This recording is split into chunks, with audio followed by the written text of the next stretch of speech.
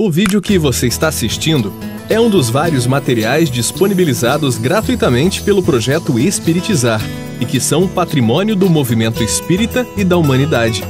Na descrição do vídeo, você encontra indicação de outros materiais relacionados a este assunto.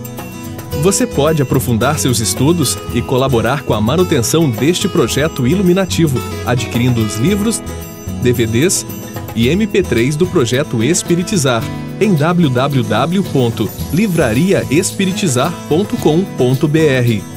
Encontre mais materiais como este e fique por dentro da agenda de palestras e seminários transmitidos ao vivo em www.espiritizar.org.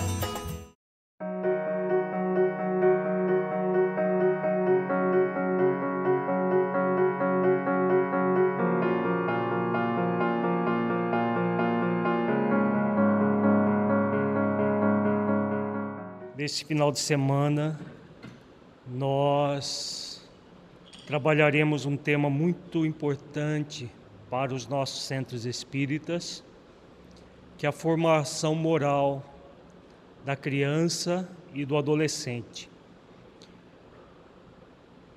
Trabalharemos nesse final de semana, especialmente com reflexões acerca da importância do trabalho da evangelização e o papel do evangelizador nesse movimento educativo, porque só poderemos ter uma formação moral da criança e do adolescente para a prática das virtudes se o próprio evangelizador também estiver num trabalho de desenvolver essas virtudes em seu próprio coração.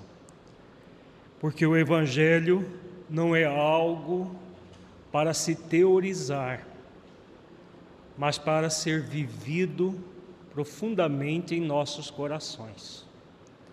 Se o evangelizador não se dispõe a fazer esforços para ele próprio se evangelizar, e evangelizar-se é desenvolver as virtudes cristãs do próprio coração, se ele próprio não faz esse esforço, ele estará simplesmente teorizando, passando conceitos que não utiliza para si próprio.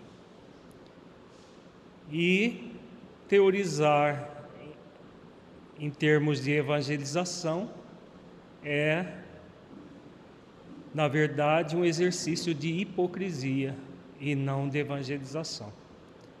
Então, o nosso seminário, nesse fim de semana, nós trabalharemos especialmente a figura do evangelizador. O que o evangelizador deve fazer, que ações ele deve exercitar para que adentre um caminho virtuoso, um caminho no qual ele exercite as virtudes cristãs no próprio coração.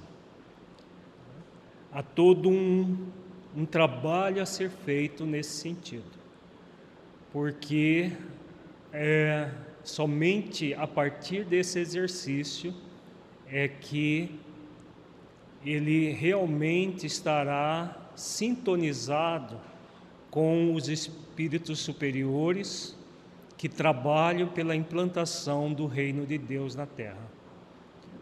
Se não houver esforços nesse sentido, não haverá sintonia.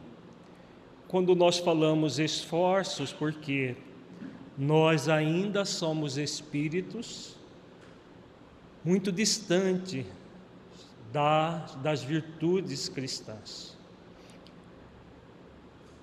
Se fôssemos já evangelizados, virtuosos, nós nem estaríamos na posição que estamos, como simples trabalhadores da seara de Jesus. Estaríamos na condição dos mentores, que da dimensão espiritual organiza o movimento espírita. Então, Por enquanto, para nós, o convite é do exercício cotidiano. Não somos virtuosos, mas podemos nos tornar virtuosos a partir de exercícios que nós fazemos diariamente e que nesse exercício é o que garante a força moral para o trabalho espírita, especialmente esse, evangelizar. O esforço para trazer o Evangelho de Jesus para os nossos corações. Ele ainda não está implantado em nossos corações, mas podemos fazer os esforços.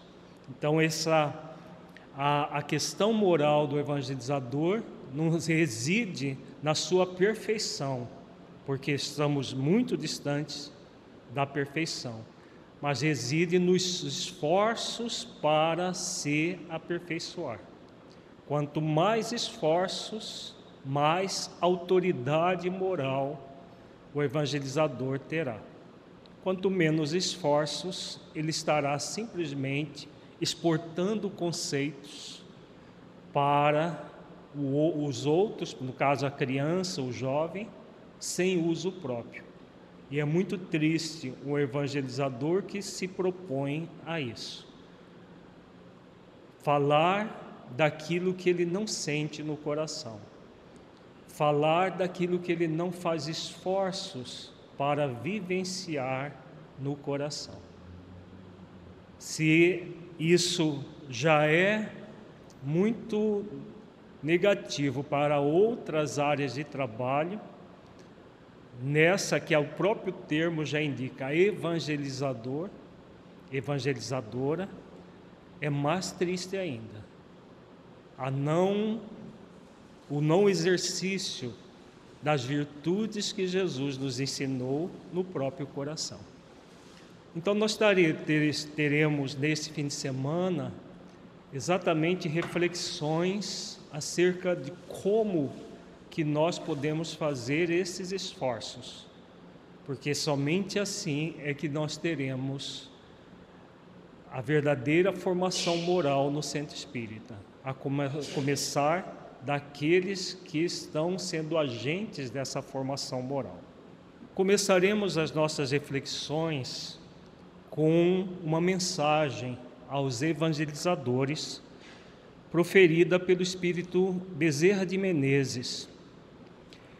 É uma mensagem intitulada Mensagem aos Evangelizadores, recebida pelo médium Júlio César Grande Ribeiro, em sessão pública do dia 2 de agosto de 1982, na Casa Espírita Cristã, em Vila Velha, Espírito Santo, publicada na separata da Revista Reformador da FEB, em 1986.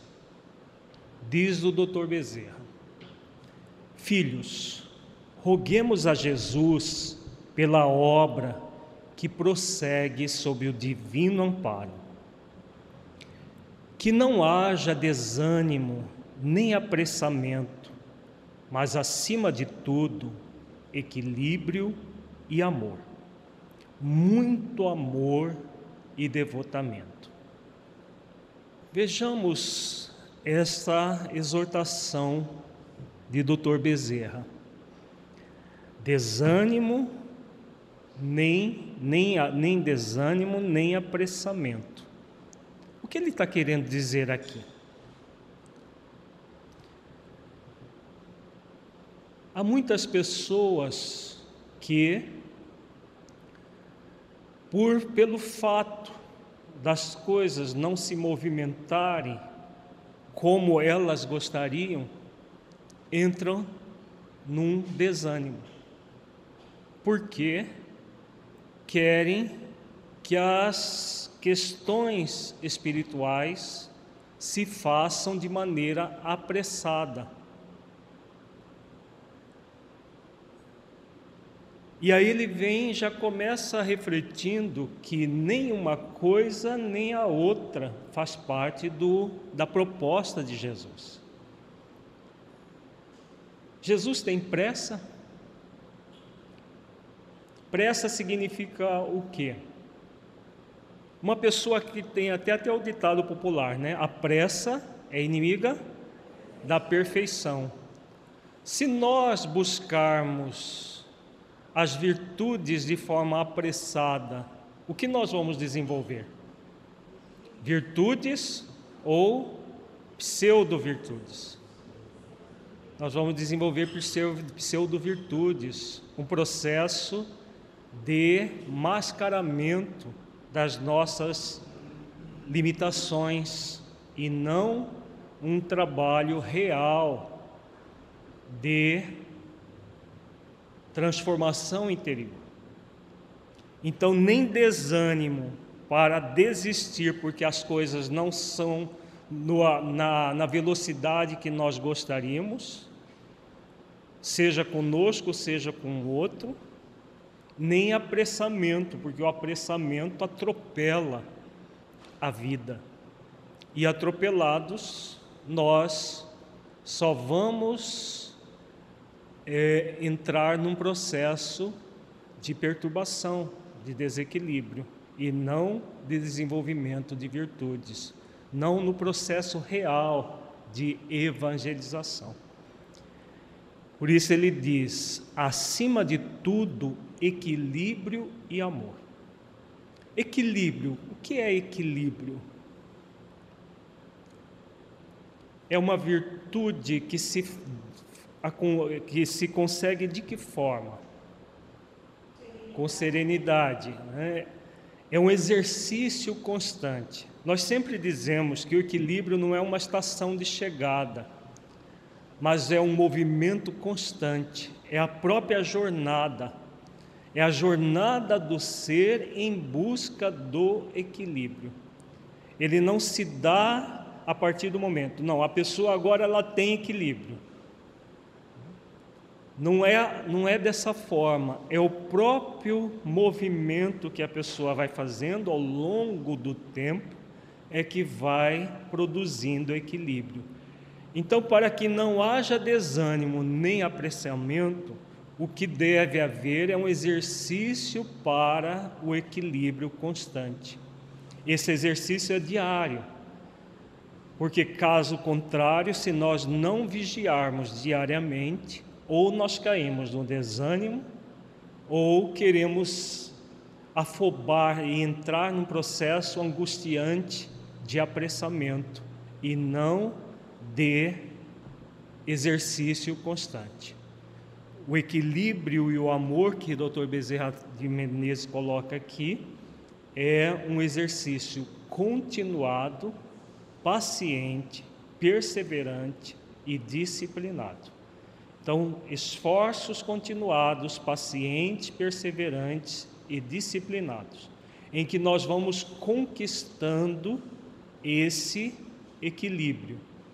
E aí, com equilíbrio e amor, o desânimo e o apressamento tende a desaparecer. Muito amor e devotamento. Sem devotamento, nenhuma causa do Evangelho de Jesus prospera.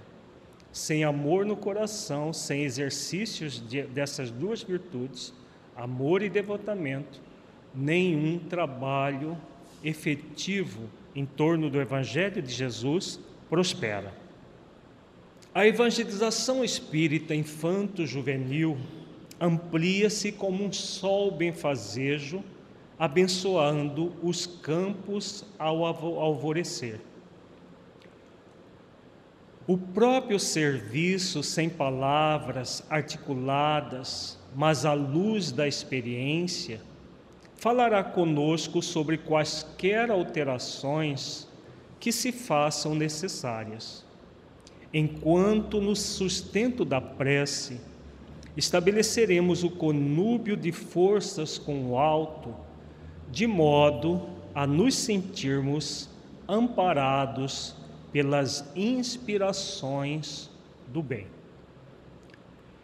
Vejamos essa orientação aqui do Dr. Bezerra.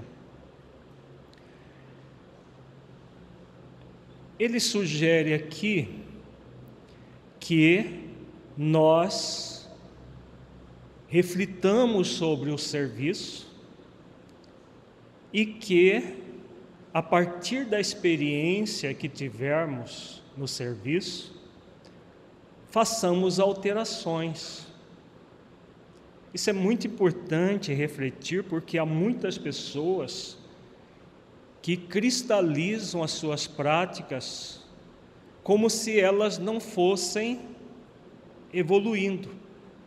Há muitas pessoas que querem que a evangelização de hoje, no século XXI, seja da mesma forma que acontecia nos anos 70, 80, essa mensagem de 1982, sem evolução, como se a humanidade não evoluísse. Querem que as práticas, isso acontece não apenas na evangelização, mas em todas as práticas espíritas. Querem que o estudo seja da mesma forma que acontecia na década de 80, que o atendimento fraterno, que todas as práticas espíritas não sofram alterações, não passem por alterações. Os espíritos superiores não comungam dessa ideia, porque se tudo é evolução e nós não procedermos a avaliações para, como ele diz aqui, a partir da experiência, realizar alterações que se façam necessárias, nós não entraremos em contato com os espíritos superiores que acompanham tudo de mais alto e são capazes de perceber as necessidades humanas com muito mais eficiência do que nós. Se nós estivermos fechados no sentido de que, não, nós já fazemos bem assim e pronto. Há 30 anos nós fazemos assim, tem muitos esses discursos, né? Há 10 anos, há 20 anos nós fazemos assim. Para que mudar? Vão inventando moda, estão inventando coisas. Os espíritos superiores não comungam dessa ideia. Vejamos a continuidade da reflexão que o benfeitor propõe. De tempos em tempos, ser-nos-á necessário uma pausa avaliativa para revermos a extensão e a qualidade dos serviços prestados e das tarefas realizadas. Somente assim podemos verificar o melhor rendimento de nossos propósitos. Vejamos a seriedade dessa orientação aqui. Tem tudo a ver com a experiência que vamos adquirindo e as reflexões para mudança que se façam necessárias. De tempos em tempos, ser-nos-á necessário uma pausa avaliativa para revermos a extensão e a qualidade dos serviços prestados e das tarefas realizadas. Para quê que nós vamos fazer essas avaliações? Para manter, não, já está bom assim, e ficarmos acomodados, ou é para que nós possamos, a partir das reflexões, trabalharmos com as reflexões e mudar aquilo que necessita ser mudado. Evoluir, porque tudo evolui. Se as práticas continuarem da mesma forma, nós vamos ter uma estagnação, porque a humanidade evolui. Na própria escola tradicional, há todo um processo evolucionário acontecendo. E muitas vezes, no centro espírita, nós queremos que as coisas permaneçam como sempre estiveram. E isso acontece, qual é o fenômeno que está por trás disso? É uma situação muito comum que está por trás disso. Preguiça. É a velha preguiça de sempre. Para mudar, para transformar, é necessário atividade mental, querer realmente renovar-se. E a preguiça não deixa, a acomodação. Ah, tá bom assim, fica numa mesmice. Aqui no âmbito do projeto Espiritizar, nós estamos desenvolvendo a evangelização reflexiva e estudando uma mensagem do Espírito Meimei que está no site da FEB. O próprio Espírito Meimei propõe isso, foi uma mensagem oferecida em 2014, nós vamos estudá-la amanhã. A reflexão como instrumento de transformação do ser. E que, quando se propõe isso, parece que é uma coisa do mundo, do outro mundo. A evangelização reflexiva, estão inventando moda, estão inventando coisas. Quem diz isso é o que está acomodado e que não se esforça para estar em contato com os espíritos superiores. Porque a orientação do Dr. Bezerra está aqui clara. No início da década de 80, do século passado, e nós temos visto muito pouco isso daqui acontecendo no movimento espírita, seja na área da evangelização, seja em qualquer área. Pausa avaliativa para revermos a extensão e a qualidade dos serviços prestados e das tarefas realizadas. Está bom assim? Não, está bom. Fala até um tambão tão xoxo, porque para mudar é necessário vontade, esforço, dedicação, e nós ficamos muitas vezes acomodados frente às questões, sem fazer esforço de renovação, porque vai dar trabalho. E é mais cômodo, mais fácil ficar no lugar comum. É mais cômodo, mais fácil permanecer como se está. Até para caminhar, nós fazemos um esforço para levantar e caminhar. É mais cômodo ficar sentado. Mas se você ficar sentado horas a fio na mesma posição, porque é mais cômodo, vão formar feridas na sua pele, se fizer isso. Então, a orientação do mentor, do Dr. Bezerra, não é apenas para a evangelização, serve para qualquer área de trabalho no centro espírita. É necessário que façamos pausas avaliativas de tempos em tempos, ser-nos-á necessário uma pausa avaliativa para revermos a extensão e a qualidade dos serviços prestados e das tarefas realizadas. Se nós não fizermos isso, nós estamos indo contrário às orientações dos espíritos superiores. Na evangelização é fundamental. Vejamos, as crianças que reencarnam hoje têm a mesma necessidade daquelas que reencarnavam na década de 80 do século passado? Tem a mesma vivacidade, a mesma capacidade, intelecto, moral? Não. É completamente diferente. A gente vê nas crianças uma vivacidade, uma inteligência muito maior do que na década de 80, quando essa mensagem foi proferida.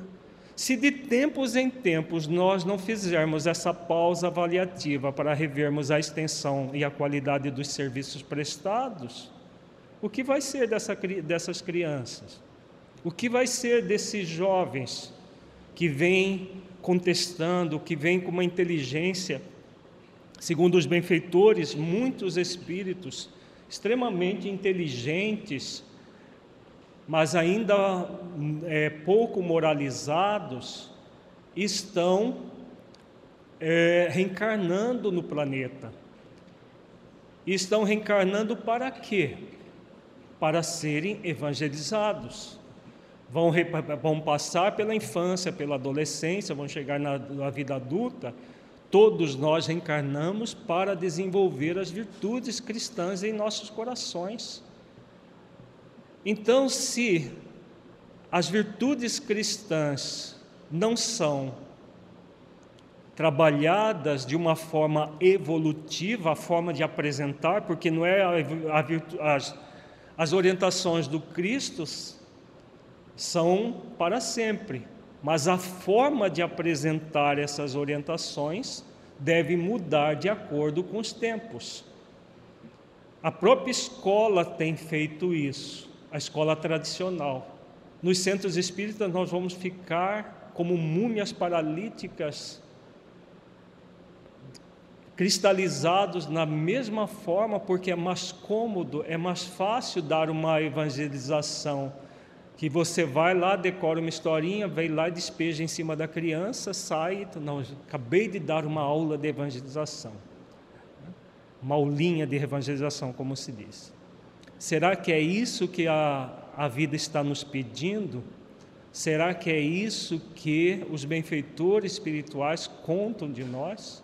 Ou é para que nós façamos pausas avaliativas para rever a forma, transformando essa forma de forma mais criativa, de uma forma que chegue ao coração da criança, que chegue ao coração do jovem, da forma que chegue ao coração de qualquer pessoa que nós estivermos atendendo no centro espírita, seja o carente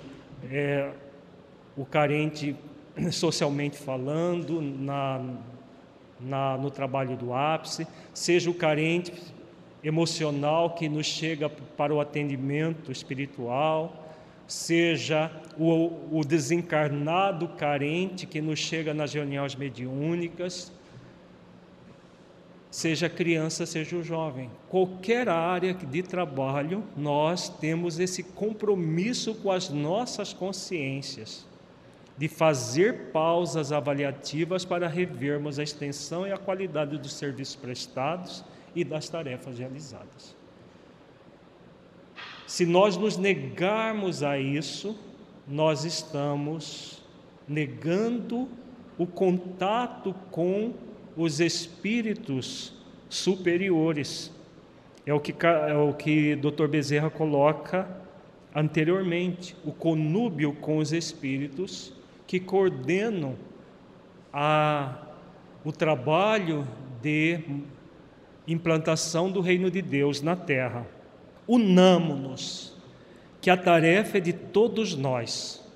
Somente a união nos proporciona forças para o cumprimento de nossos serviços, trazendo a fraternidade por lema e a humildade por garantia do êxito.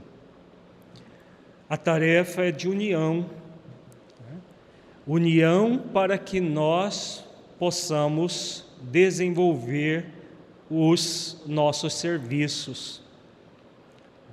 E aqui ele coloca mais duas virtudes fundamentais nesse exercício: fraternidade por lema e humildade por garantia do êxito. Com Jesus nos empreendimentos do amor e com Kardec na força da verdade, teremos toda a orientação aos nossos passos, todo o equilíbrio à nossa conduta. Então aqui Dr. Bezerra de Menezes coloca as duas balizas fundamentais para o trabalho espírita cristão: Evangelho de Jesus nos empreendimentos do amor e Kardec na força da verdade. Então, a Jesus e Kardec são os nossos mestres. Jesus, o mestre maior da humanidade inteira, e Kardec, o mestre para todos nós espíritas. Todas as orientações vêm deles. Qualquer movimento fora de Jesus e Kardec não é espiritismo, não está dentro da proposta do Consolador prometido por Jesus. Nós vamos ver mais adiante no nosso seminário a resposta da questão 627 do Livro dos Espíritos tem a ver com isto aqui, que o Dr. Bezerra colocou nesse parágrafo. O nosso compromisso é com os espíritos superiores que trabalham para a implantação do reino de Deus, o reino de Deus na terra. E caso nós não nos disponhamos à sintonia com esses espíritos superiores, ficaremos estagnados, e muitas vezes numa estagnação raivosa, uma estagnação em que a pessoa que é convidada à transformação, a entrar nesse movimento, fica com raiva daquele que convida, fica com raiva daquele que, em sintonia com esses benfeitores, porque tem refletido sobre as orientações deles, convido para essa transformação. É mais fácil ficar fazendo aquilo que sempre fizemos. É mais cômodo. Não precisa fazer esforço algum para mudar. Agora, para mudar, é necessário esforços, é necessário todo um trabalho na direção daquilo que nós queremos. Caso contrário, nós vamos ficar num processo de estagnação, sem realizar aquilo que o mentor sugere aqui. Irmanemo-nos no sublime ministério da evangelização de almas e caminhemos adiante, avançando com otimismo. Então, há um sublime ministério a ser trabalhado, desenvolvido para crianças, adolescentes, adultos, encarnados e desencarnados. Isso é para um todo da Terra. Caminhemos adiante, avançando com otimismo. Os amigos e companheiros desencarnados podem inspirar e sugerir, alertar e esclarecer, mas é necessário reconhecermos que a oportunidade do trabalho efetivo e ensejo bendito junto aos que desfrutam a bênção da reencarnação. Então, aquilo que nós estamos falando, os benfeitores da humanidade podem inspirar e sugerir, alertar e esclarecer. Esses 4 verbos que exprimem ações muito significativas. Mas se nós não fizermos esforços para trabalhar efetivamente aquilo que eles inspiram, sugerem, alertam e esclarecem, nós vamos ficar estagnados nas ações que sempre fizemos e que preguiçosamente nós mantemos. Somos convidados a desfrutar da bênção da reencarnação com o trabalho efetivo no bem, a começar de nós mesmos. É o que nós trabalharemos amplamente nesse seminário. O trabalho interior para que nós estejamos em sintonia com os benfeitores. Porque se o nosso foco for para fora de nós, a inspiração vem e nós não atendemos à inspiração. A sugestão vem e nós não estamos conectados com eles para seguir as sugestões. Os alertas são colocados pelos espíritos por meio de médiuns e nós não ouvimos os alertas. Os esclarecimentos acontecem e nós não ouvimos os esclarecimentos. Por quê? Porque a preguiça não deixa ouvir. Porque a preguiça moral nos mantém presos ao que sempre fizemos, porque está bom assim. Não está bom se nós não estivermos evoluindo. Jesus aguarda. Cooperemos com Cristo na evangelização do homem. Paz, Bezerra. Vejamos então que ele fala do ser humano, da espécie humana, não somente da criança, do adolescente, mas de todos, a começar do próprio evangelizador. Jesus aguarda que nós nos tornemos mais evangelizados, que nós façamos esforços para desenvolver as virtudes cristãs em nossos corações. Vamos desenvolver agora o subtema, o Centro Espírita como laboratório moral. Para que nós tenhamos pessoas realmente voltadas à evangelização do ser humano dentro dos centros espíritas, nas várias áreas de trabalho do centro espírita, é fundamental que nós transformemos os nossos centros espíritas em laboratórios morais. O que nós refletiremos agora é o que é um laboratório moral. O laboratório moral é exatamente esse ambiente onde as virtudes cristãs são estimuladas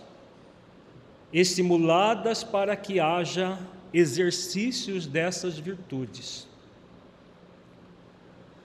em nossos corações, de todos aqueles que estão envolvidos com esse laboratório.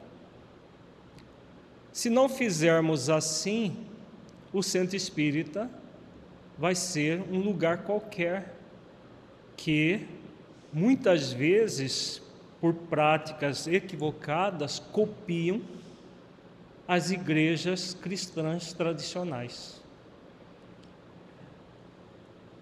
O centro se torna uma igreja a mais, com a diferença de que os postulados espíritas são falados. Fala-se da reencarnação, fala-se do espírito imortal, fala-se das leis divinas, mas se nós formos ver, apenas há falas dos postulados, sem aplicação disso na vida de todos, a começar daqueles que falam. E aí o centro espírita se torna um ambiente que não realiza aquilo que o Dr. Bezerra está nos convidando, a evangelização do homem, do ser humano na Terra. Esse é o grande compromisso do centro espírita. Nós vamos começar a refletir sobre esse tema com base no Evangelho segundo o Espiritismo, no capítulo 6, no item 5. É uma mensagem do Espírito de Verdade, uma mensagem belíssima do Espírito de Verdade, que Kardec coloca essa mesma mensagem em O Livro dos Médiuns. O Evangelho está apenas abreviado em algumas palavras, ele retirou, e ela foi assinada por Jesus. Ele coloca essa mensagem no capítulo Dissertações Espíritas. E ele não utiliza da assinatura Jesus, ela foi psicografada, mas ele faz um comentário que foi assinada pelo médium como Jesus, a mensagem de Jesus. E faz uma análise muito profunda, dizendo que em nada ela desmereceria Jesus, mas que, pelo respeito que se tem a esse nome, ele resguardou de não colocar diretamente, faz uma reflexão acerca de quem é Jesus, a importância dele, e coloca que ela realmente é dele. E o Evangelho segundo o Espiritismo, alguns anos depois, ele traz a mesma mensagem e ele coloca assinada Espírito de Verdade, mostrando muito claramente para quem tem olhos de ver que Jesus e o Espírito de Verdade é o mesmo Espírito. Jesus é o Espírito de verdade, o condutor da doutrina espírita. E a mensagem é tão clara, tão lógica, tão profunda, o linguajar dela é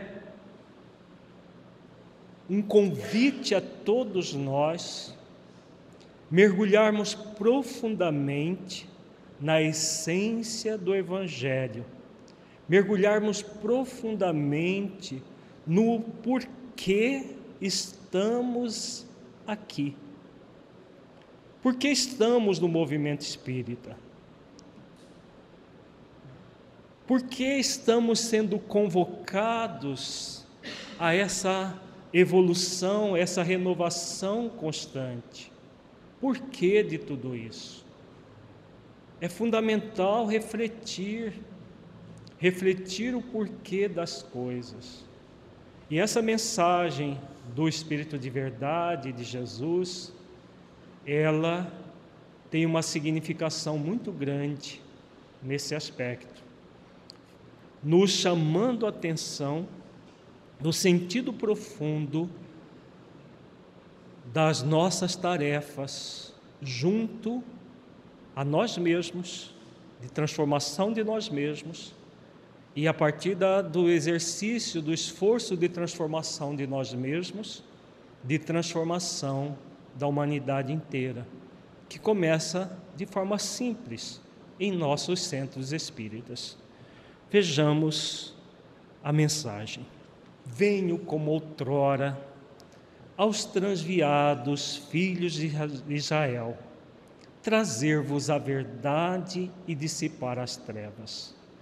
Escutai-me, o Espiritismo, como fez antigamente a minha palavra, tem de lembrar aos incrédulos que acima deles reina a imutável verdade, o Deus bom, o Deus grande, que faz germine as plantas e se levante as ondas.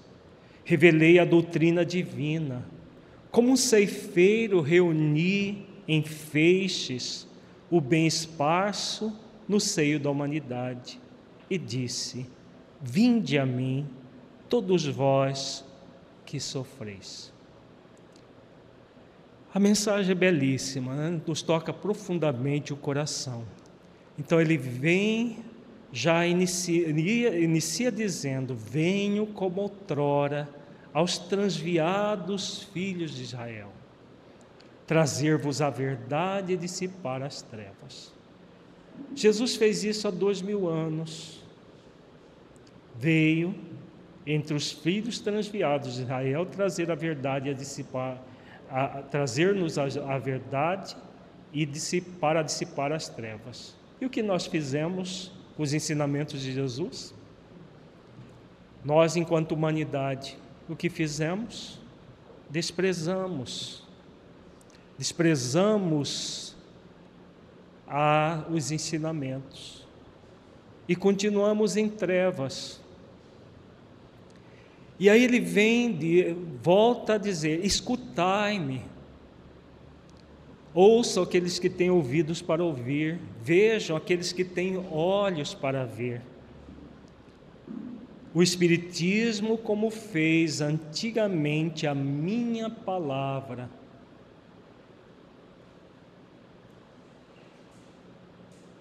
tem de lembrar aos incrédulos que acima deles reina a imutável verdade.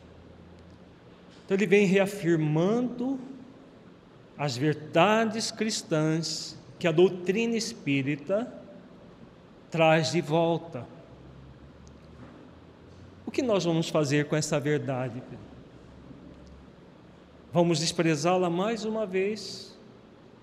Vamos seguir na direção da mentira, desprezando a verdade? Ficarmos vivendo no mundo para o mundo sem os esforços reais de elevação moral que nos cabe? A verdade continua, a verdade ela brilha. Agora nós podemos continuar em trevas. Podemos ou não? Podemos, temos o livre-arbítrio para isso.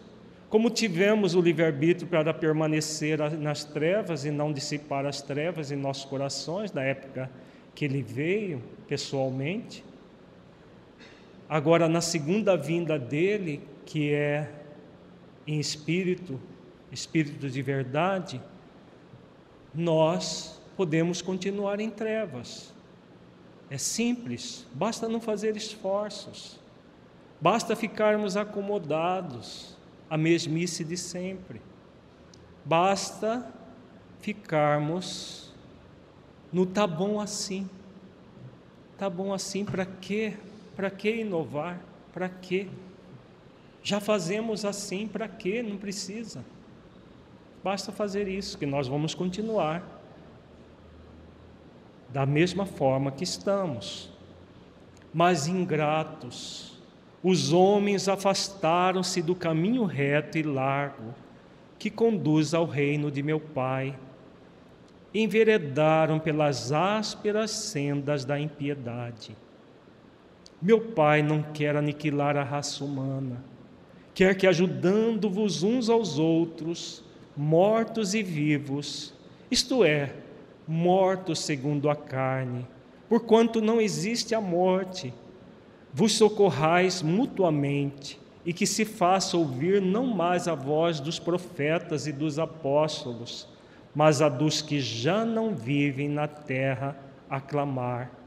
Orai e crede, pois que a morte é a ressurreição, sendo a vida a prova buscada, e durante a qual as virtudes que houverdes cultivado crescerão e se desenvolverão como o cedro.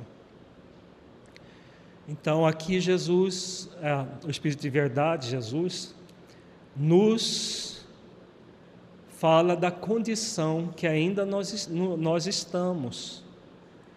Os homens afastaram-se do caminho reto e largo que conduz ao reino de meu Pai. Na época dele, a grande maioria não aceitou a dissipação das trevas, na época que ele esteve pessoalmente. E agora que ele vem em espírito, muitos de nós ainda permanecemos recalcitrantes, sem fazer os esforços, achando que daqui a pouco a gente morre e tudo acaba. Há muito tempo nós vivemos nessa ilusão. Muitos de nós espíritas já sabemos que essa ilusão não existe, mas ainda não sentimos no coração. Por isso que ainda poucos aqueles que fazem esforços para viver como espíritos imortais. Saber que somos é fácil, basta refletir um pouquinho. Agora, sentir no coração e viver, como ele diz aqui, desenvolvendo as virtudes, cultivando essas virtudes, são poucos aqueles que se esforçam. A grande maioria ainda permanece na ilusão de que as coisas vão ser diferentes.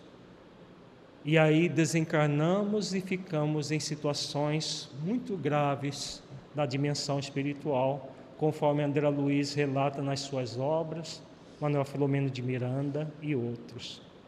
Homens fracos, que compreendeis as trevas das vossas inteligências, não afasteis o facho que a clemência divina vos coloca nas mãos, para vos clarear o caminho e reconduzir-vos, filhos perdidos, ao regaço de vosso Pai. Aqui ele faz um apelo para todos nós que ainda permanecemos na fraqueza de não fortalecer as virtudes em nossos corações. Há um movimento na Terra presentemente. Que lei divina ele está falando? Misericórdia. A lei de misericórdia. A lei de misericórdia não nos abandona nunca, mesmo que nós estejamos no movimento de abandoná-la, ela não nos abandona. Agora, ele vem e faz um apelo, um alerta, uma sugestão. Não afasteis o facho que a clemência divina vos coloca nas mãos, para vos clarear o caminho e reconduzir-vos, filhos perdidos, ao regaço de vosso Pai. Aqui uma alusão à parábola do filho pródigo, da parábola dos 2 filhos, que nós refletiremos nesse seminário, numa reflexão bastante profunda do sentido existencial em nossas vidas. Então, o que nós temos? O convite a refletir para despertar. Mais uma vez ele faz convites, ele sempre faz convites. Jesus nunca vai nos impor nada, nenhum espírito superior vai nos impor nada, mas vão convidar sempre, até que nós aceitemos o convite. Quanto mais cedo aceitarmos, melhor para nós.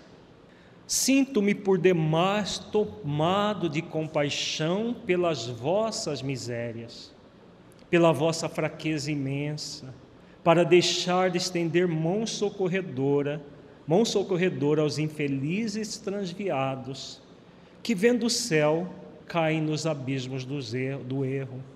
Crede, amai, meditai sobre as coisas que vos são reveladas. Não mistureis o joio com a boa semente, as utopias com as verdades.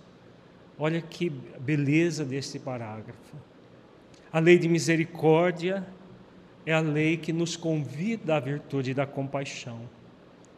E aqui Jesus coloca a profunda compaixão que Ele tem de nós, a compaixão das nossas misérias, da nossa fraqueza imensa,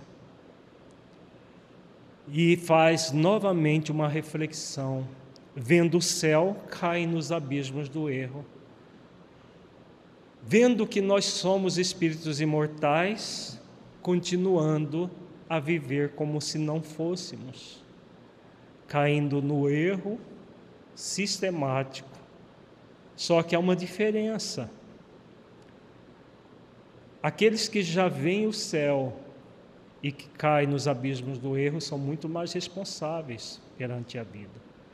Nós somos muito mais responsáveis por não vivermos como espíritos imortais, já sabendo plenamente que somos espíritos imortais.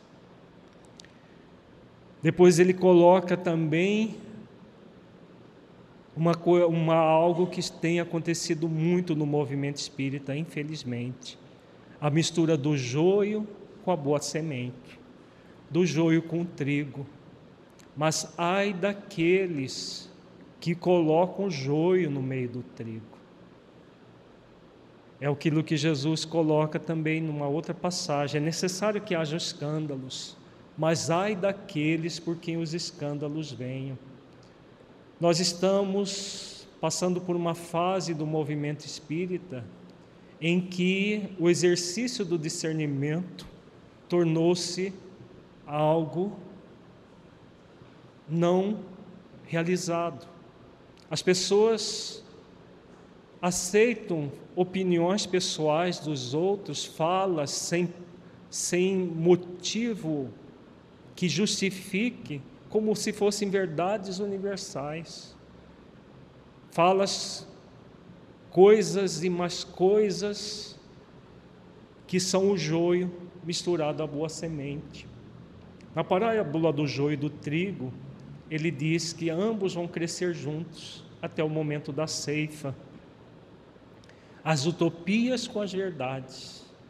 Aquilo que é falso porque não está centrado na mensagem de Jesus, não está centrado na proposta kardeciana de fraternidade, de tolerância, de trabalho efetivo, não está centrado na nas virtudes que Jesus tão bem nos exemplificou, são as utopias, são o joio misturado com a verdade.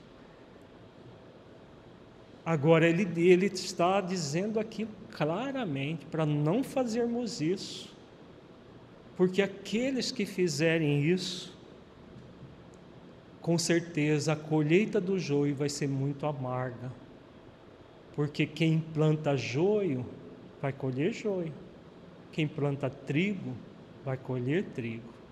É assim a vida, a lei de causa e efeito, a lei de justiça preconiza isso.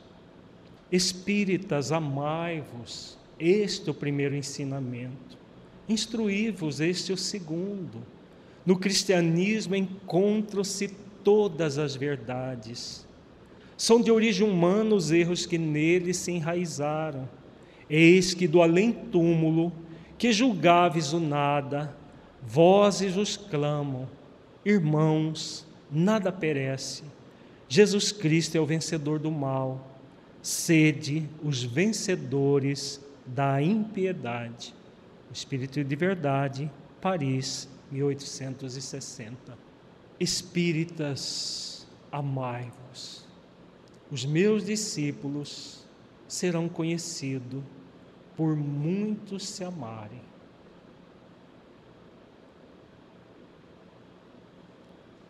O amor é a base de todo o trabalho com Jesus.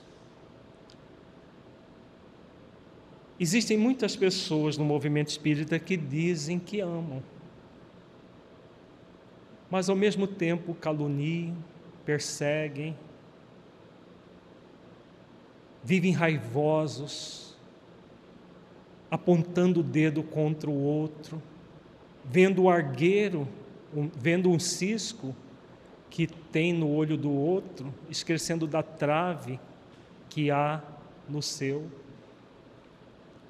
E dizem que amam, que estão realizando com muito amor. Não é isso que Jesus ensinou.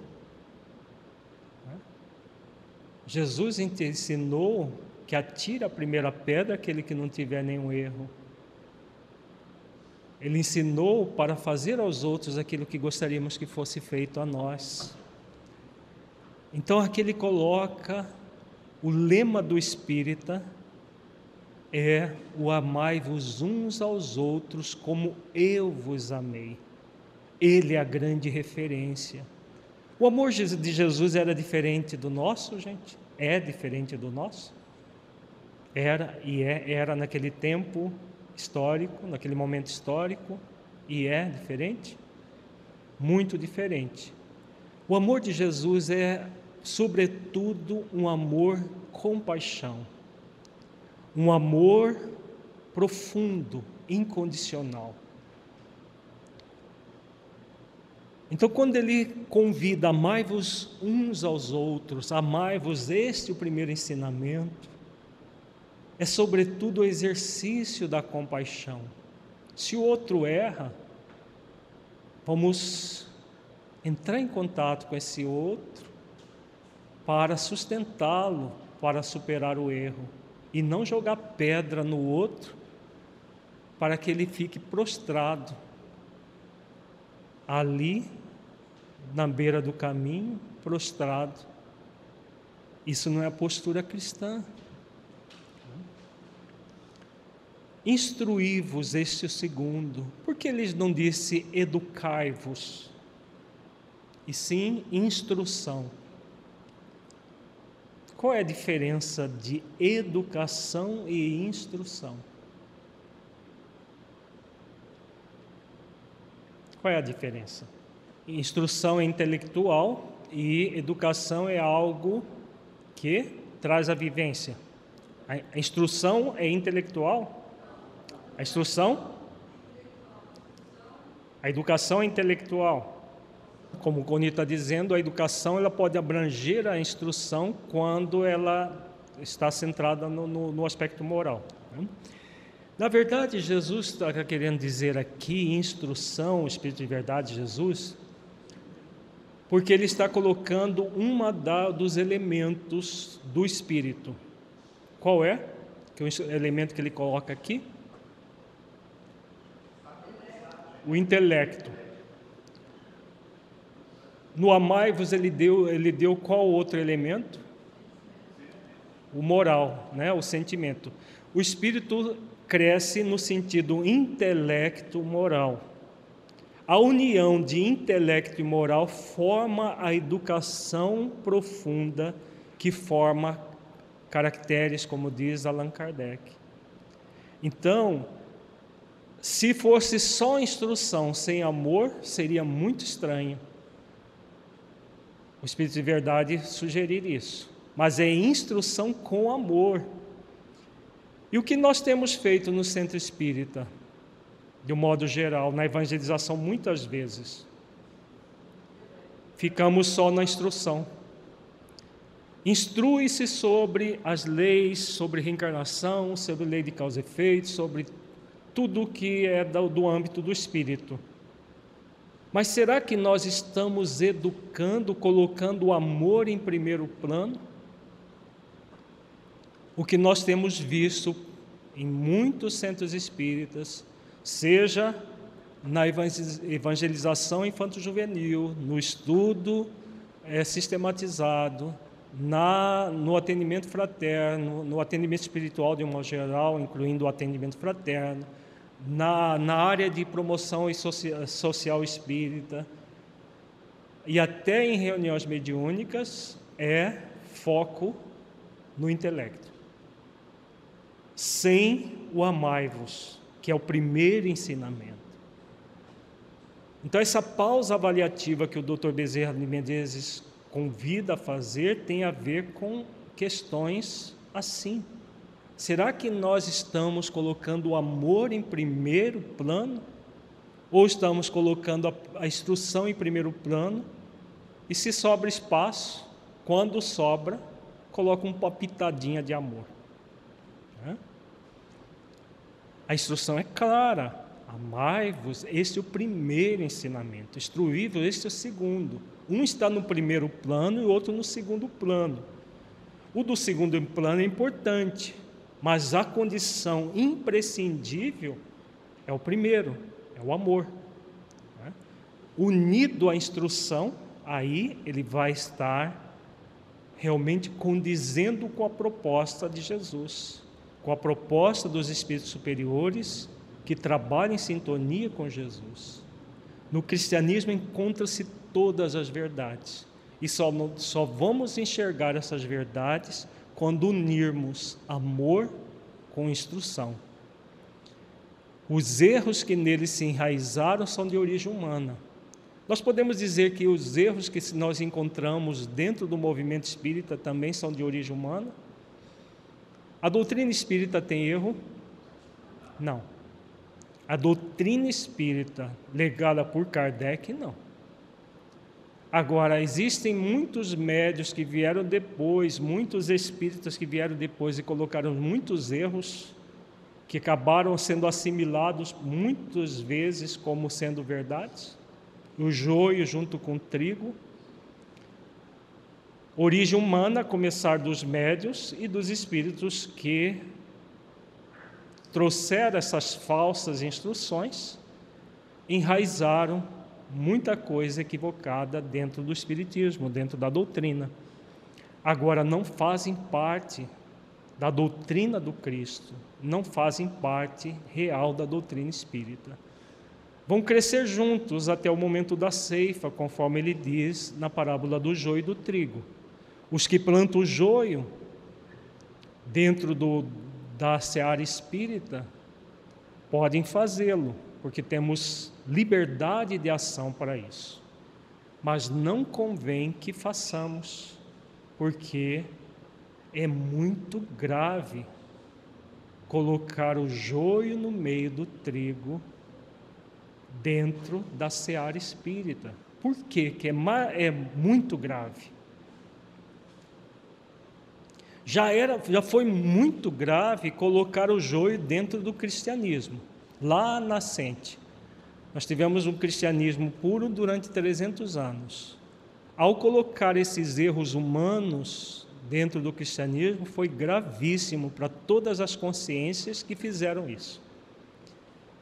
Mas por que é mais grave colocar esses erros dentro do espiritismo hoje? Por quê? Qual é o grande objetivo da doutrina espírita? Não é reviver o cristianismo lá dos primórdios? Os tempos são chegados, ensina Jesus. E Allan Kardec, em A Gênese, faz uma análise belíssima do significado dos tempos são chegados. Então, nós estamos no tempo da regeneração do planeta.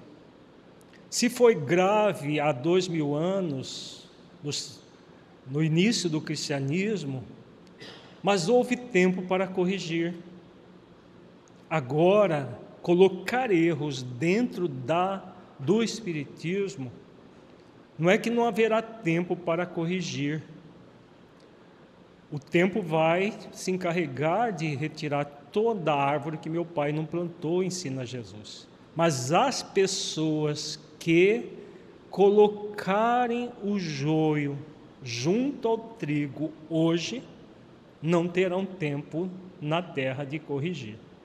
Por isso é mais grave para aqueles que estão plantando o joio junto com o trigo. É muito grave isso, porque a pessoa não terá tempo de corrigir esses erros neste planeta. Claro, do ponto de vista evolutivo, corrigirão perante as próprias consciências, porque o erro em primeiro plano é contra a nossa própria consciência, em outros planetas. Mas aqui não teremos mais tempo se fizermos o movimento de plantar o joio junto com o trigo. Por isso que Jesus coloca aqui muito claramente a respeito do joio. Tomemos cuidado com isso, com as utopias, com o joio misturado à boa semente. Jesus Cristo é o vencedor do mal, sede os vencedores da impiedade. Então é um convite consciencial para todos nós, vencermos a nossa preguiça, vencermos o nosso movimento de projeção da personalidade, que nós queremos ser assim o assado, em detrimento daquilo que somos consciencialmente convidados a fazer. Ficamos focados naquilo que é falso, naquilo que é simplesmente movimento do ego, em detrimento da essência divina que somos. O alerta de Jesus é muito claro. Somos convidados a vencer o mal que ainda existe em nós. E esse vencimento não é feito através de batalhas, é através de esforços amorosos, justos e caridosos, esforços para desenvolver virtudes em nossos corações. Então, numa síntese, nós temos o amor, mas a instrução. Quando unimos os dois, nós vamos adentrar na educação do espírito imortal, a educação profunda do ser, que une amor e instrução, gerando uma consciência profunda do espírito que passa a vivenciar a sua condição de espírito imortal, filho de Deus, aprendiz da vida. Não apenas sabe disso intelectualmente, mas, sobretudo, pelo coração, sentir, saber, e aí nós gradualmente nos educamos, desenvolvendo as virtudes do espírito imortal que somos. Vamos nos sentir espíritos imortais, filhos de Deus, aprendizes da vida, plenamente conscientes da nossa condição de espíritos. É chegado o tempo em que somos convidados a desenvolver uma proposta de educação integral do ser espiritual em nossos centros espíritas, visando a sua transformação moral, que não acontecerá por intermédio de uma educação intelectual, mas por meio da educação moral do espírito imortal, conforme preconiza Allan Kardec ao comentar a resposta da questão 685A de O Livro dos Espíritos.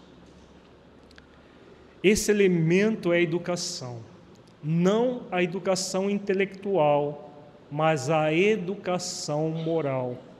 Não nos referimos, porém, à educação moral pelos livros, e sim a que consiste na arte de formar os caracteres, a que incute hábitos, porquanto a educação é o conjunto dos hábitos adquiridos.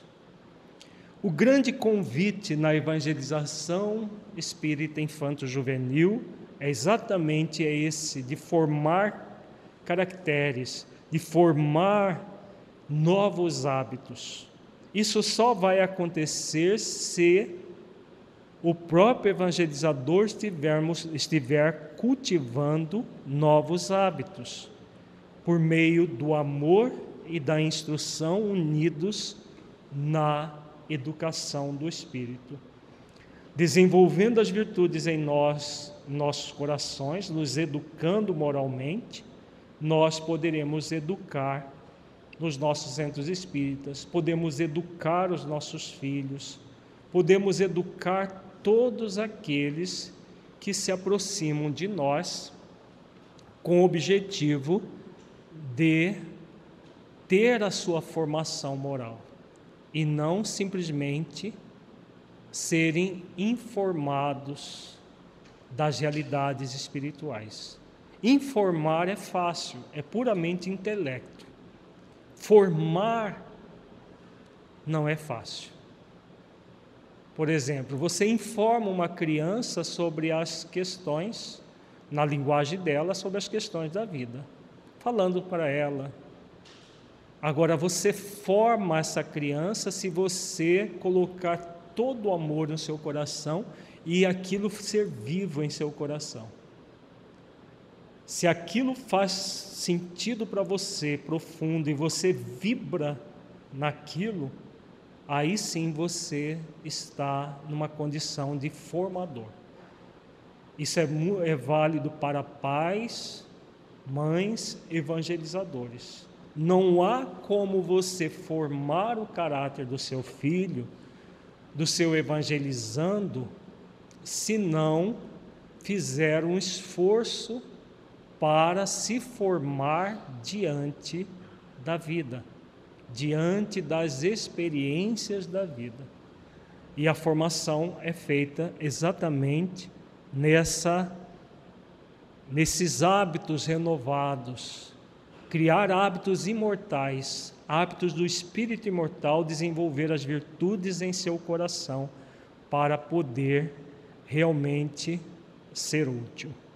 Para entender melhor a proposta de transformar o centro espírita em um laboratório moral, reflitamos sobre a concepção ainda vigente em muitos centros espíritas, a visão teológico-dogmática em comparação com a visão espírita que deveria imperar.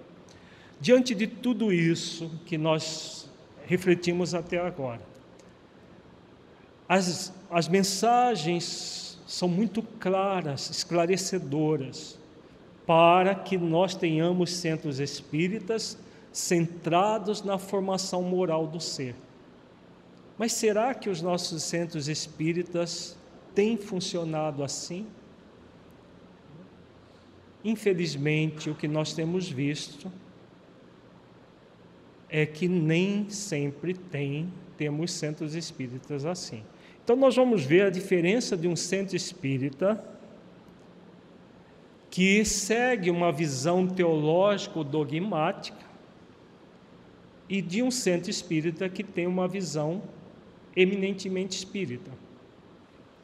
A visão teológico-dogmática é a visão das igrejas que se derivaram do cristianismo dos primórdios. Fazendo um parêntese, nós tivemos durante 300 anos o cristianismo puro, 300 e poucos anos, aquele legado por Jesus, onde nós tínhamos as igrejas cristãs simples,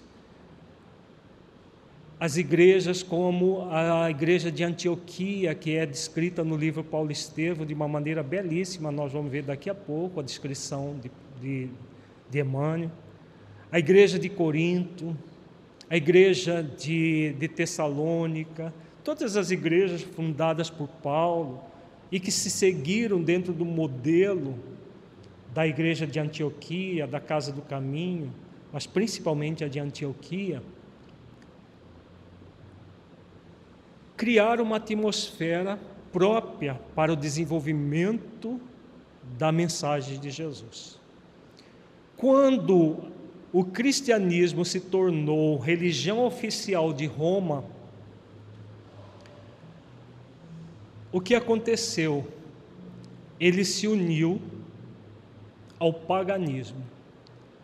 Todo o paganismo romano, que era aquele culto dos deuses, com sacerdotes, com vestimentas, com tudo aquilo que era próprio do paganismo, poder da casta sacerdotal, as atividades religiosas se misturavam com as atividades temporais de mando,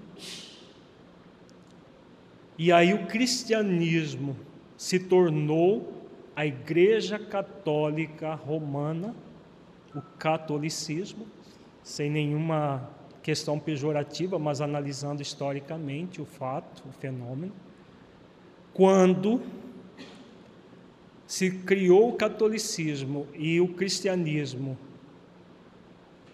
simples, puro, foi colocado de lado, desenvolveu-se os dogmas para adaptar toda a proposta do paganismo romano ao cristianismo. Ou o contrário, né? Adaptar o cristianismo ao paganismo para virar uma coisa só. E aí criou-se os dogmas. Os deuses foram substituídos pelos santos, pelas imagens. Colocou-se pompa e circunstâncias na prática cristã. Então, as igrejas suntuosas, as vestes, nada disso era do cristianismo primitivo, do cristianismo legado por Jesus. Os cristãos eram pessoas simples, os que dirigiam as igrejas, não havia casta sacerdotal. Paulo de Tarso, por exemplo, trabalhava o dia inteiro para se sustentar e à noite ia para as igrejas para trabalhar na seara de Jesus. Não havia profissionalismo. O profissionalismo foi criado com a união com o paganismo romano. E aí muitos dogmas, toda uma concepção teológica, tudo que existe nas religiões cristãs, os erros que o Espírito de Verdade se reporta, foram desenvolvidos por essa visão dogmática, teológico-dogmática. Dogma, na acepção mais comum do termo, é tudo aquilo que não pode ser questionado. Então, criou-se múltiplos dogmas, virgindade de Maria, que Jesus é Deus, que a reencarnação não existe. Vários dogmas foram colocados dentro da chamada Igreja Católica Apostólica Romana, que de apostolado praticamente não restou nada. Historicamente foi isso que aconteceu. Aí vieram com Lutero e outros as igrejas reformadas, que continuaram tão dogmáticas, retiraram alguns dogmas e colocaram outros dogmas nas igrejas cristãs chamadas reformadas. Hoje elas são tão rígidas em termos de dogmas, ou até mais rígidas que o próprio catolicismo romano.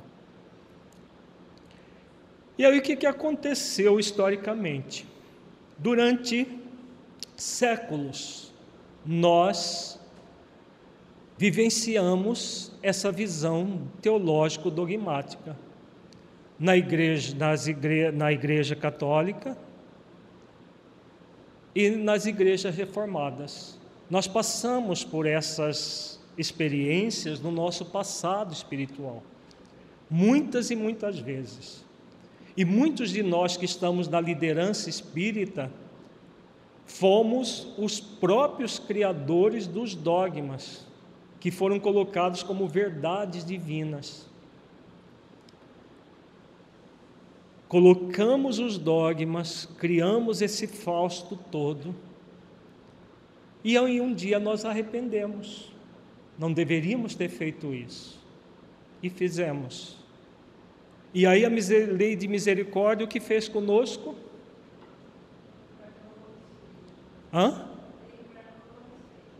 Nos trouxe de volta ao cristianismo redivivo, para sermos espíritas.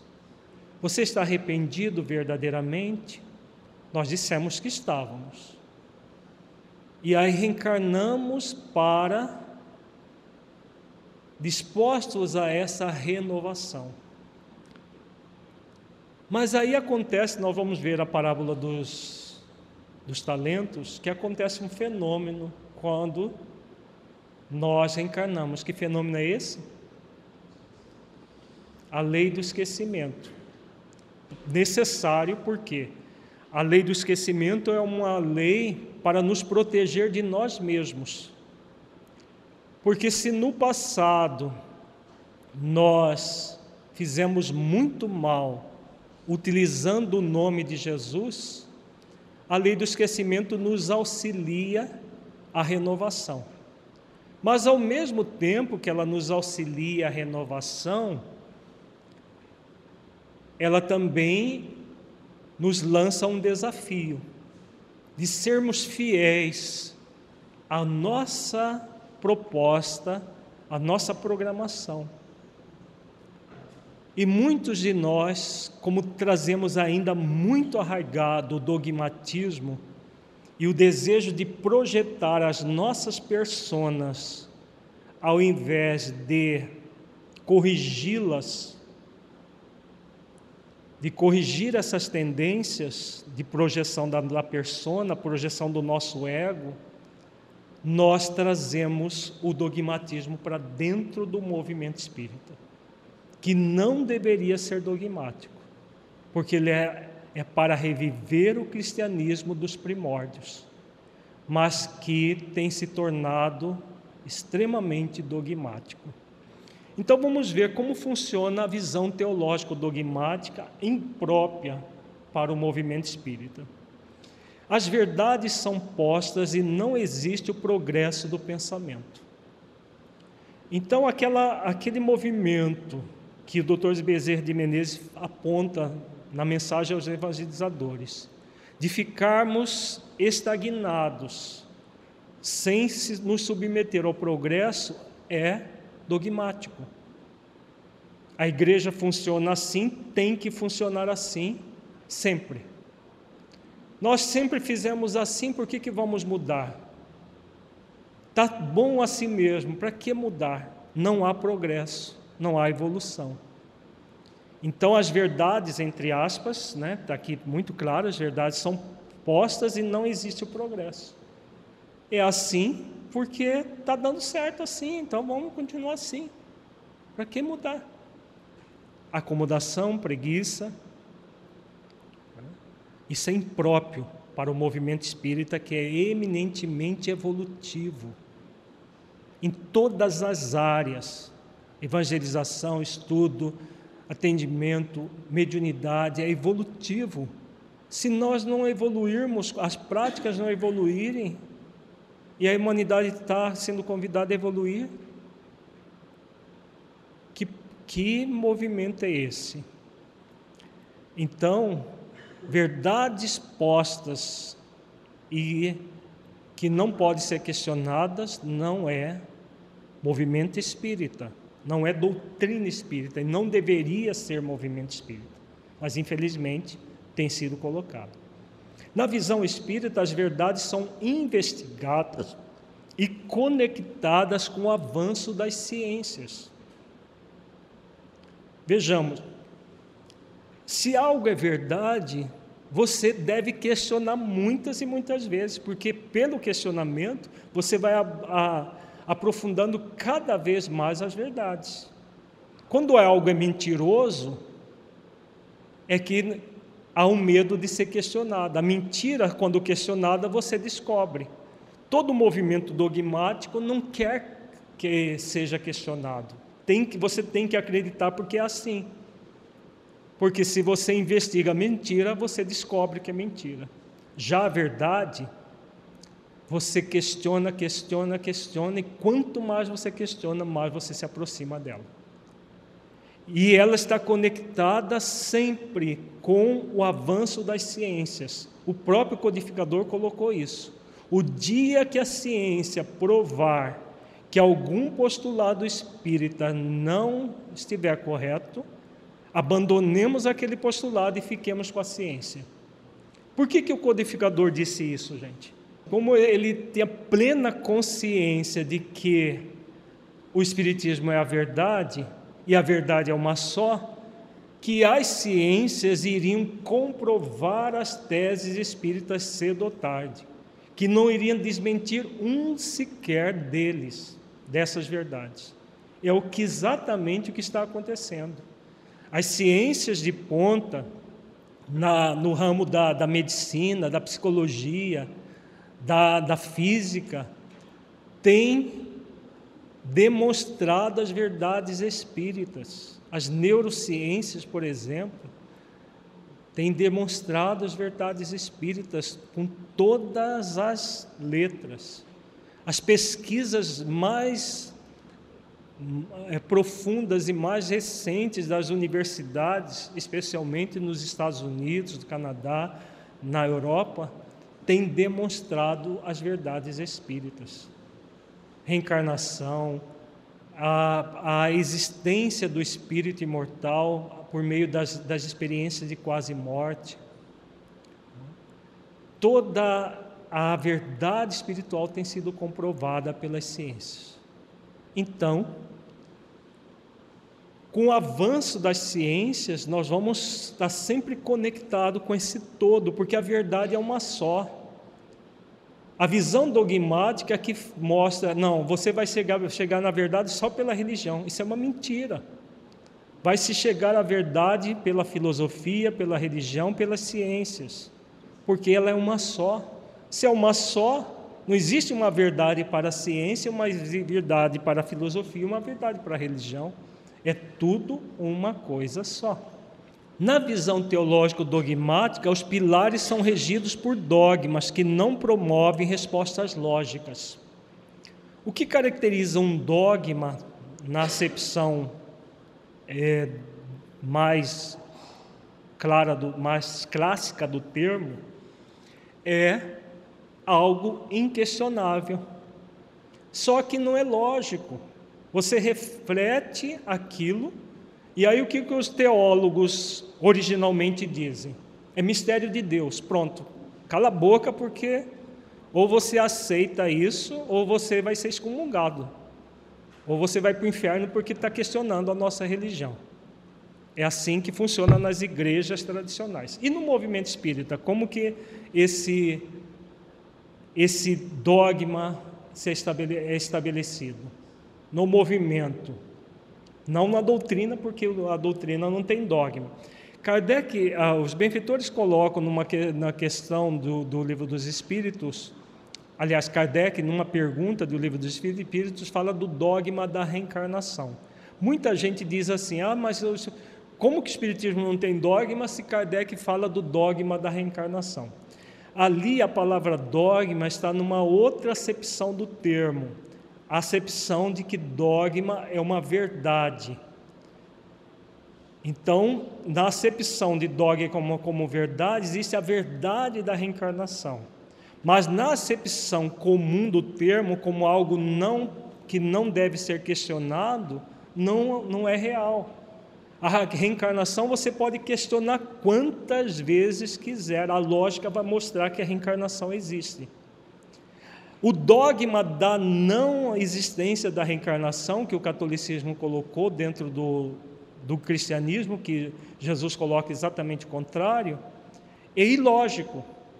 Se você buscar o dogma da não existência da reencarnação, com base na justiça de Deus, Deus é um carrasco. Ele não é amor, não é justo, porque coloca pessoas sem nenhuma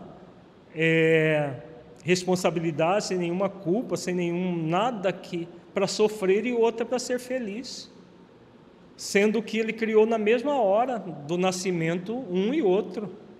Então Deus é profundamente injusto quando coloca-se o dogma da não reencarnação.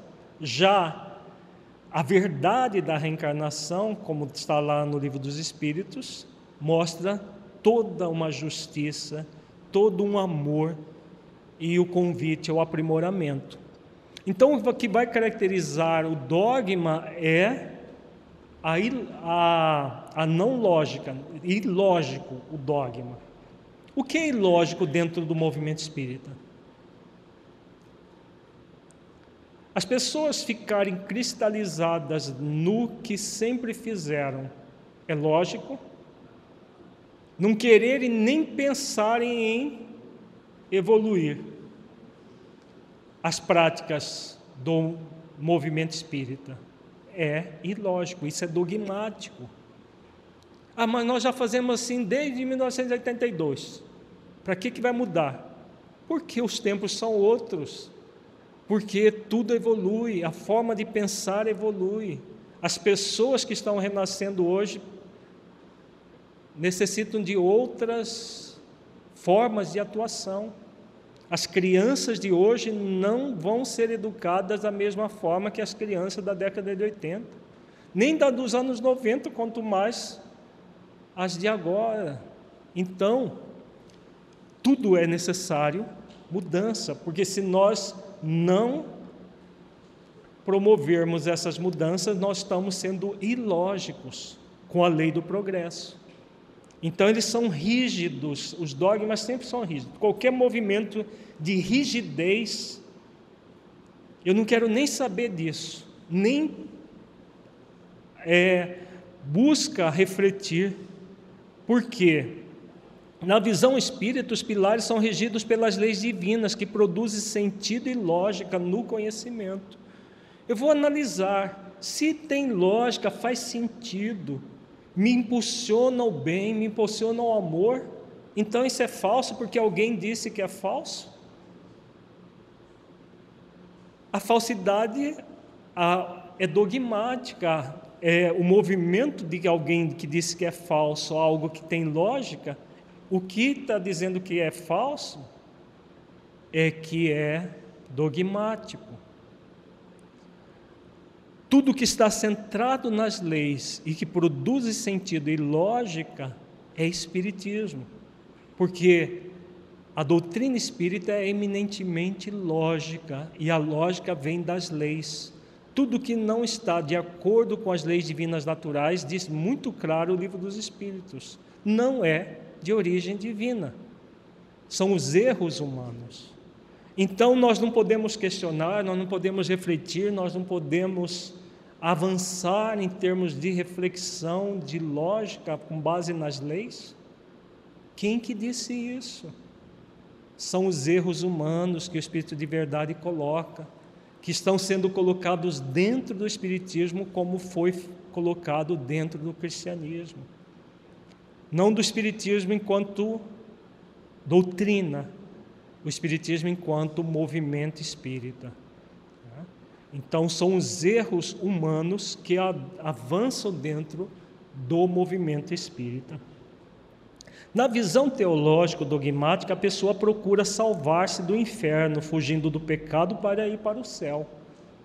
Essa é a concepção das igrejas que derivaram do cristianismo primitivo. Como que é a concepção espírita dogmática? Tem?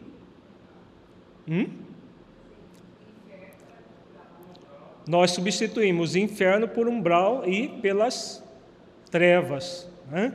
Se você for muito mal, você vai para as trevas. Desencarnou, é chupado lá para o meio do planeta. E se você não for tão ruim assim, for mais ou menos ruim, você já vai morrer e vai ficar no umbral, que é essa coisa preta que tem aqui da crosta para cima, e fica até um certo espaço da terra. E se você não for bonzinho, o obsessor te pega. Olha, cuidado, o obsessor te pega. Não é o capeta lá do evangélico, do católico. A única diferença é que nós já sabemos que esse espírito obsessor, ele não vai ficar obsessor para sempre. É a única diferença. Mas o movimento dogmático está todo aí. Quando se ameaça as pessoas com base no umbral, nas trevas, nos espíritos obsessores, na tribuna espírita, no atendimento fraterno, até com as crianças na evangelização faz-se isso. Olha, esse menininho bonzinho não faz isso, ó, o obsessor vai te pegar, cuidado. Até na evangelização usa-se esse tipo de ameaça. Tudo isso é dogmático. Se você não fizer o que é certo, vai para outro planeta. Depende de como se fala. Porque tudo é a questão. Na visão espírita, vamos ver aqui, ó, a busca é pela iluminação da ignorância, por produzir a verdade nos conceitos humanos. Pode-se falar do umbral, das trevas, dos obsessores, do exílio planetário, ou nós não vamos falar disso porque isso daí é dogmático? Veja, aquilo que aprisiona o ser é dogmático, aquilo que alerta o ser para que ele se liberte é eminentemente espírita. Vejamos, iluminação da ignorância, saber que existe um umbral é bom para nós? Saber que quando nós não cumprimos a lei de amor, justiça e caridade, nós não cumprimos as leis divinas, nós vamos ficar com a consciência tão fragilizada que nós vamos entrar nessa dimensão chamada umbral assim que nós morrermos? É ótimo saber disso. E que se nós fizermos um mal deliberado, nós vamos para regiões do planeta que são trevosos, que ficam nas entranhas do planeta. É ótimo saber disso. De que se nós não fizermos esforços para nos moralizar, para desenvolver as virtudes, os espíritos obsessores vão se aproveitar das nossas limitações e vão nos perturbar. É bom saber disso? Sim. Tudo isso é a busca da iluminação da ignorância e produzir a verdade nos conceitos humanos. É importante saber que se nós não fizermos esforços para nos moralizarmos, para nos tornarmos mais virtuosos, regenerarmos, nós corremos risco de sermos exilados. Muito importante, porque são os alertas que os espíritos superiores já vêm nos fazendo há muitos anos, décadas, séculos, desde do advento da doutrina espírita, falando sobre o exílio. Aliás, quem fala disso a primeira vez foi Jesus. Na parábola do joio e do trigo, ele fala muito claro isso, dos trabalhadores de última hora. No sermão profético, ele fala disso. Então, são advertências. Advertência para que o espírito reflita e se ilumine a própria ignorância. Ameaças é diferente. O que é equivocado, é dogmático, são as ameaças que se faz. Olha, faz isso porque senão vai acontecer aquilo. Se você não vier aqui para fazer atividade social, você vai sofrer, o obsessor te pega. Isso é eminentemente dogmático. Isso é o mesmo processo das ameaças que os padres faziam, que os pastores faziam e continuam fazendo, e que nós, quando éramos padres, freiras, pastores e tudo mais, fazíamos com as pessoas. E vamos para dentro do centro espírita e queremos fazer o mesmo, e fazemos o mesmo. Aí sim é o dogmatismo. Você faz. Por quê? Uma pessoa que é ameaçada para vir fazer sopa no sábado,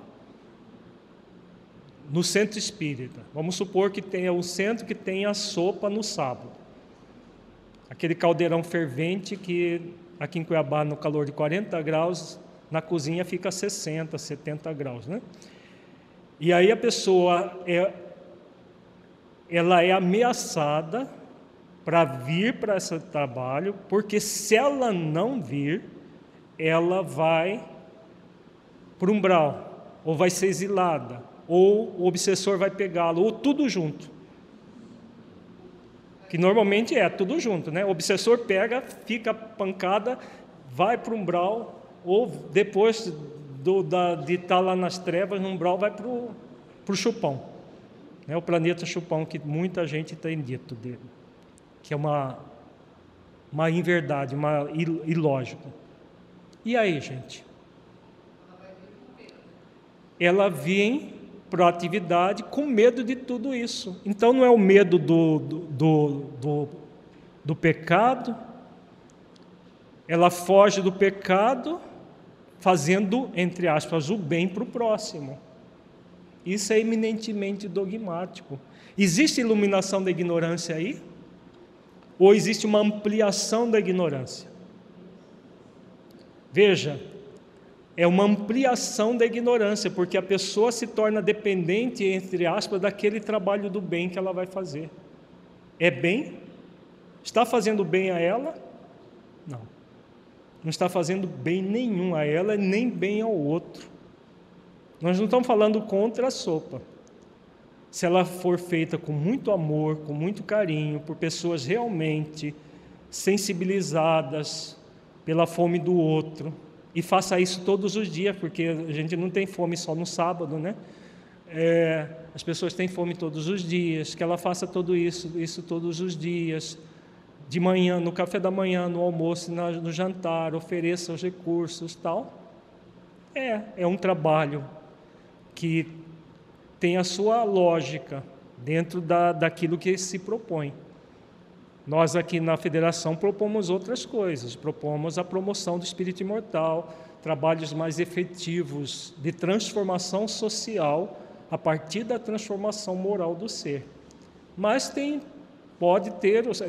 não tem os seus méritos o atender as questões imediatas das pessoas. Agora, isso jamais deve ser feito por obrigação, mas por realmente um processo amoroso, em que a pessoa está ali trabalhando para desenvolver virtudes, e não para se livrar de ameaças. Deu para entender a diferença da visão dogmática e da visão espírita? A visão espírita sempre vai focar na iluminação da ignorância, sempre na iluminação da ignorância. Jamais vai ser um processo de senões. Você faz isso porque senão vai ser exilado no chupão. Será que a pessoa vai desenvolver virtudes com base nisso? Não. Agora, ela saber que se ela não fizer esforços reais para desenvolver virtudes, regenerando a si mesma, há possibilidade de um exílio? Sim, há. O Espírito Honório, em duas mensagens nos livros dele, fala disso. Uma no Vozes Alerta, outra no Dias Felizes. Daqueles de nós que não fizermos esforços para desenvolver as virtudes, para vivermos como espíritos imortais, podemos considerar a possibilidade de um exílio. Por quê? Porque só aqueles que estiverem despertos e dispostos à regeneração por meio do exercício das virtudes é que terão espaço num planeta de regeneração, é simples assim. Então, quando o Espírito vem, um Espírito superior como Honório vem no alerta, como quando Kardec vem e coloca em A Gênese tudo isso, quando o próprio Cristo, no sermão profético, nos alerta, é para que nós possamos iluminar a ignorância e produzir verdade dentro de nós, desenvolver as virtudes dentro de nós. Ao desenvolver, ótimo, nós crescemos, mas não vem para ameaçar nem por nada. Tudo passa pelo nosso livre-arbítrio. Se a pessoa fizer com base na ameaça, ela está, na verdade, no movimento teológico dogmático que não faz sentido para o espírito imortal.